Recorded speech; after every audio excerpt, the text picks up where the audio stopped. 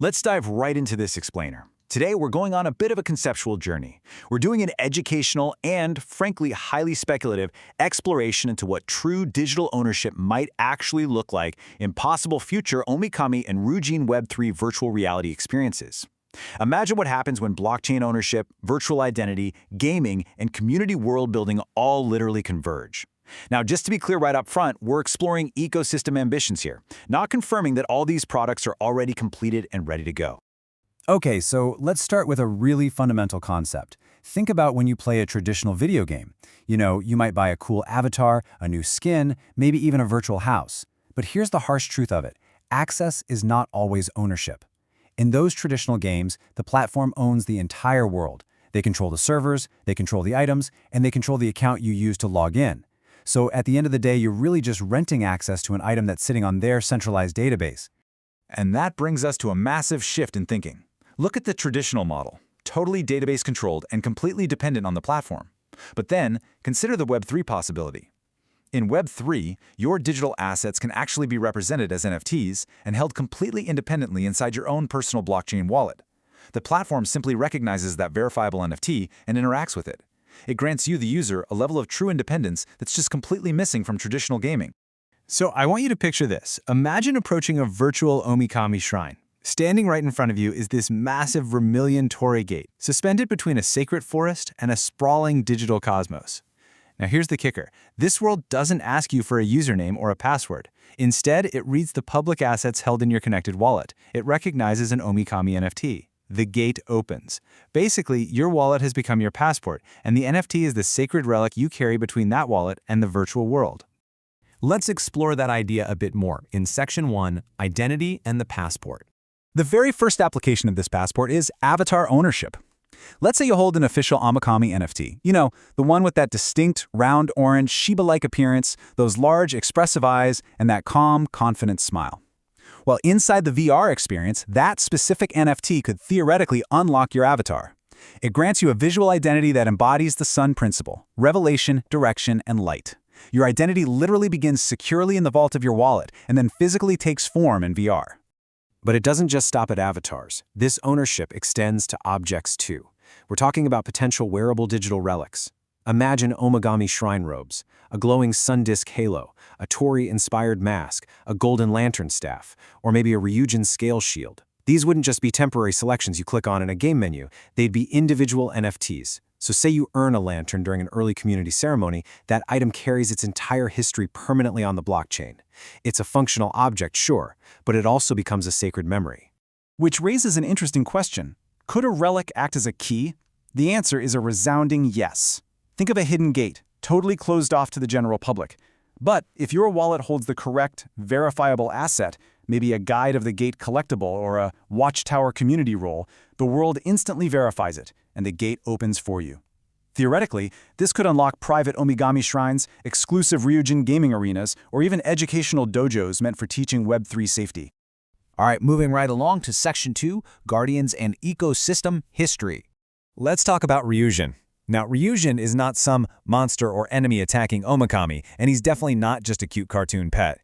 In this mythic vision, RyuJin is a majestic, flowing Japanese dragon. He represents the tide, movement, wisdom, loyalty, and guardianship.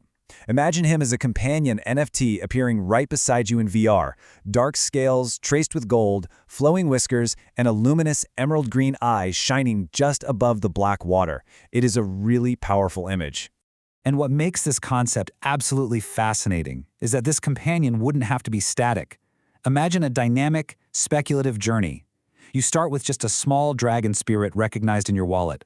But then, through your own active participation, say completing a quest like the Trial of the Tide, the NFT's metadata actually evolves. Your companion might gain golden scales or this incredible cosmic aura. The dragon literally becomes a living visual record of your dedication and progression. Speaking of records, it's important to note that not all earned assets are meant to be bought and sold. Enter the soulbound token. A soulbound token is exactly what it sounds like. It is permanently linked to your wallet.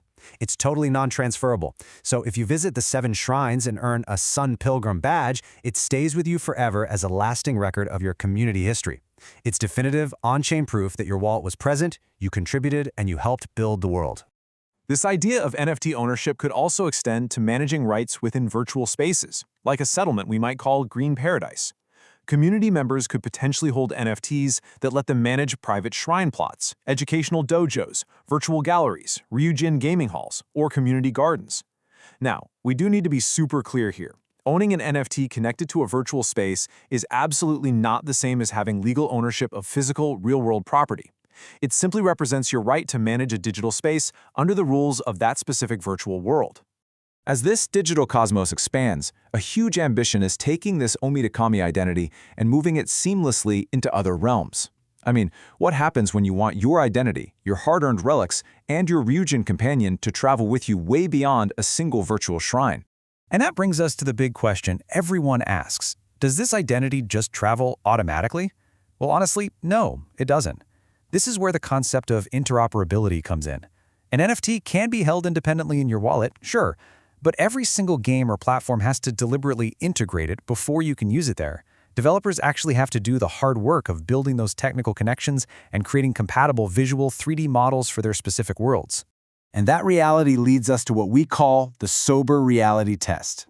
The vision of a truly living metaverse is incredibly powerful, no doubt about it. But to actually exist requires a massive amount of execution. Meaningful NFT ownership in VR demands secure, live smart contracts, crystal clear licensing, highly reliable wallet integration, a fully functioning virtual environment, active users, sustainable development, and rigorous security testing. This kind of vision only becomes real through serious dedicated engineering and long-term support. Which brings us to our final stop, Section 3, the return to the shrine. I want you to imagine entering 𝗪𝗵𝘁𝗺𝗺 one final time.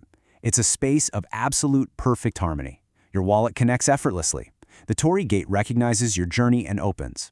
Your Omikami robes appear on your avatar, your earned relics return right to your hands, and your majestic RyuJin companion rises from the black water beside you. Above it all, Omikami shines over the shrine, representing the sun principle. In this moment, your assets aren't just lines of data anymore. They've totally transformed into your identity, your memories, your access, and your reputation. To summarize this entire explainer on what virtual ownership could truly become, I want to leave you with this exact thought. The token is the signal. The NFT is the relic. The wallet is the vault. VR is the shrine you can enter. As these incredible virtual worlds continue to be built, the real question is, what legacy will your wallet leave behind?